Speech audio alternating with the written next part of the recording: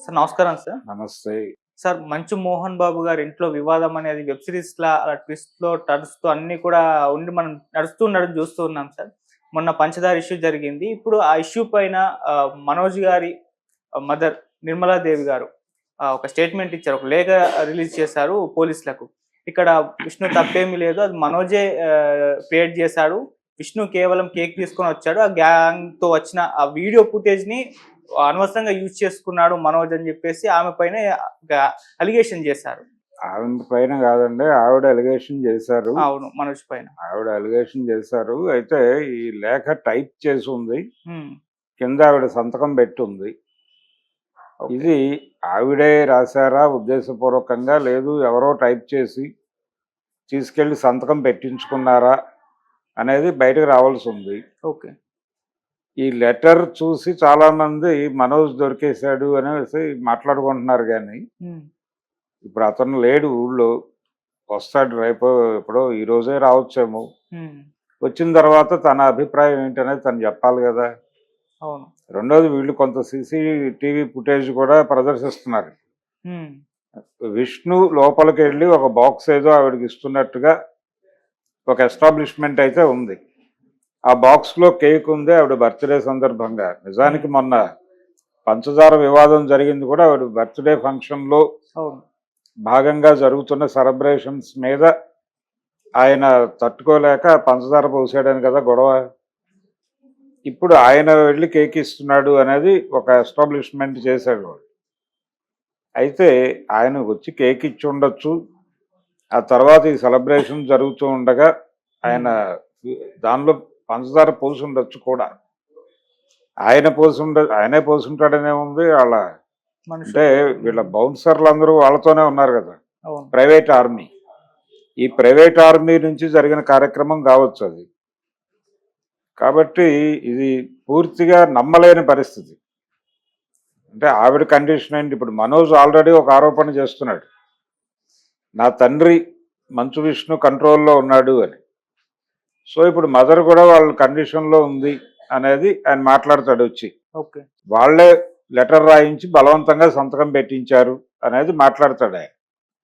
ఇప్పుడు విచిత్రమైన పరిస్థితి ఏంటంటే దీని మీద సర్వేలు నిర్వహిస్తున్నారు కొన్ని యూట్యూబ్ ఛానల్స్, వెబ్సైట్ల వాళ్ళు.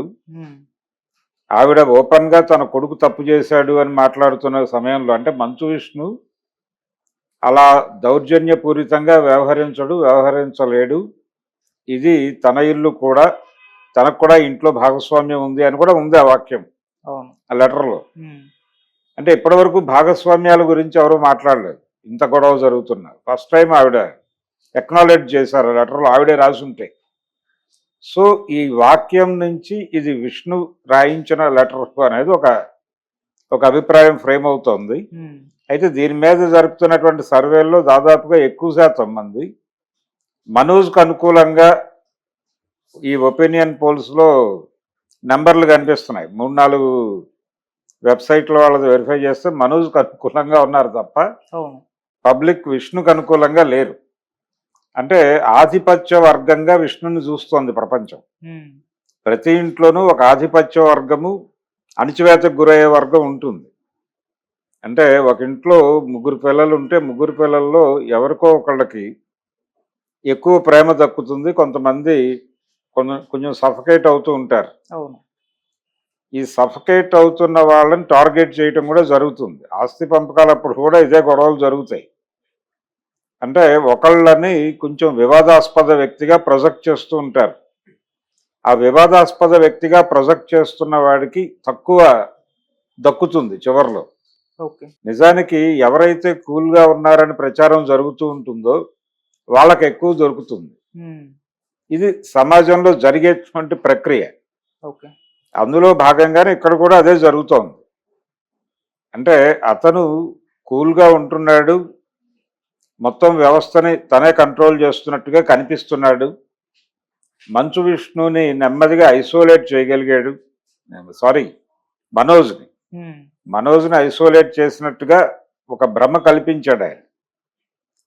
భ్రమ కాదు, అది నిజమే అనిపించేలాగా చేస్తున్నాడు. ప్రస్తుతం ఆయన ఏదో చూరు పట్టుకుని వేలాడుతున్నాడు ఆ ఇంటికి అన్నట్టుగా కనిపిస్తోంది ఓకే.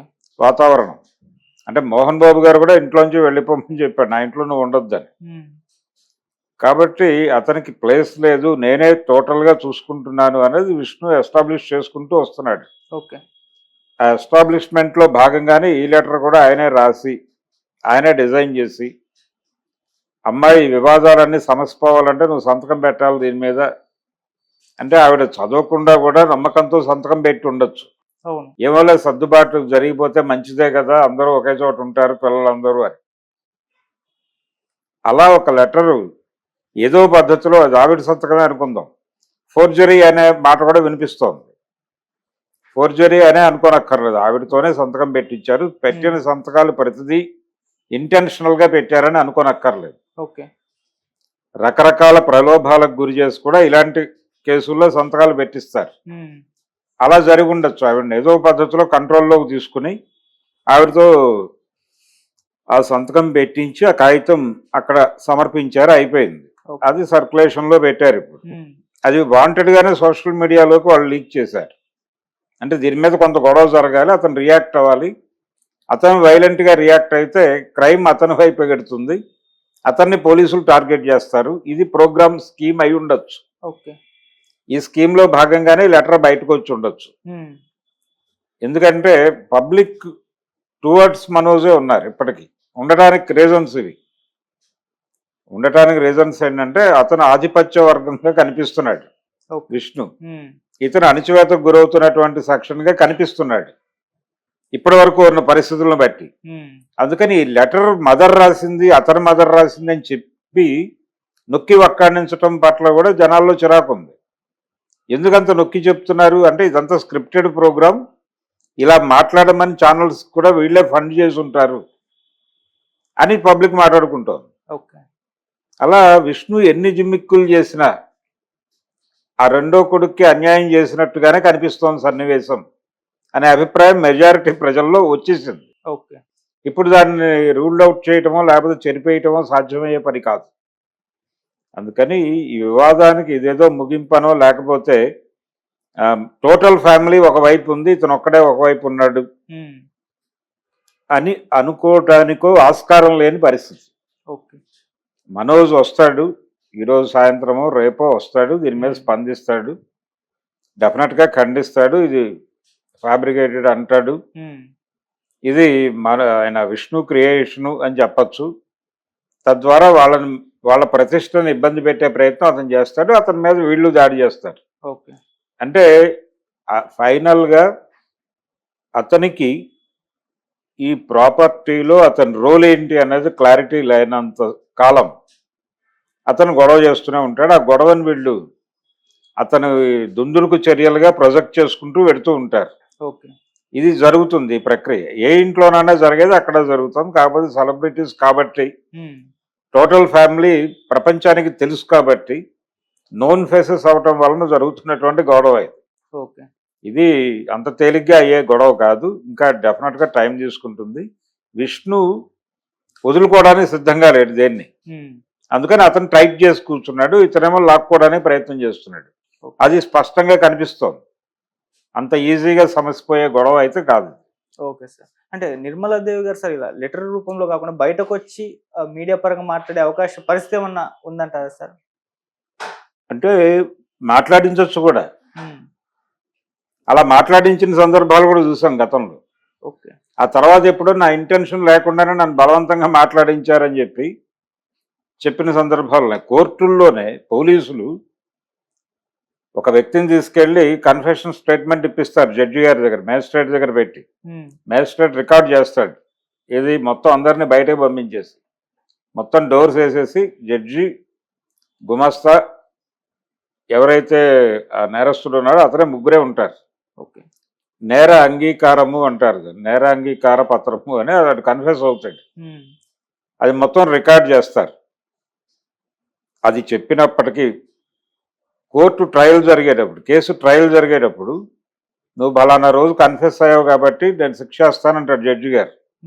లేదండి, ఆ రోజున పోలీసులు నన్ను చంపేస్తారని బెదిరించి ఆ కన్ఫెషన్ స్టేట్మెంట్ ఇప్పించారు, అంతే తప్ప నాకు ఆ స్టేట్మెంట్కి ఏ సంబంధం లేదు, నేను కంటెస్ట్ చేయదలుచుకున్నాను అనే హక్కు ఉంది. కోర్టు అడ్మిట్ చేసి తీరాలి. ఇమ్మీడియట్గా వాడికి కంటెస్ట్ చేసుకోవడానికి ఒక లాయర్ని ప్రొవైడ్ చేయాల్సిన అవసరం కోర్టుకు ఉంటుంది. ఓకే. అలాంటిదే ఇది కూడా. ఇప్పుడు ఆవిడ రేపు పొద్దున ఈ రోజున విష్ణు ముందు నిలబడి విష్ణుబాబు చాలా మంచివాడు, మనోజే దుర్మార్గుడు అని అకార్డింగ్ టు స్క్రిప్ట్ మాట్లాడవచ్చు. కానీ రేపు ఎప్పుడు ఆవిడ బలానా రోజు నేను మాట్లాడింది తప్పు, ఆ రోజు నన్ను ఇలా థ్రెటన్ చేశారు అని గనక మాట్లాడితే అది డెఫినెట్గా చాలా హెవీ డ్యామేజ్ అవుతుంది. ఓకే. ప్రస్తుతం విష్ణు చేస్తున్న పనులన్నిటినీ చూస్తుంటే ఒక ఏదో చాణక్యం చేస్తున్నాడు ఇతను అని అనిపించేలాగా ఉన్నాయి అతని కదలికలన్నీ కూడా. ఓకే. మనోజ్ కొంచెం బోల్డ్గానే ఉన్నాడు, సఫరర్ అనే విషయం అర్థమయ్యేలాగా ఉన్నాడు. అతను నిజంగా సఫరరా లేదా అనేది పక్కన పెడితే సఫరర్ అనేటువంటి ఒక వాతావరణాన్ని కల్పించగలుగుతున్నాడు. ఆ మేరకు సక్సెస్ఫుల్ అతను. చూద్దాం వచ్చాక ఏం మాట్లాడతాడు. Okay sir, thank you so much.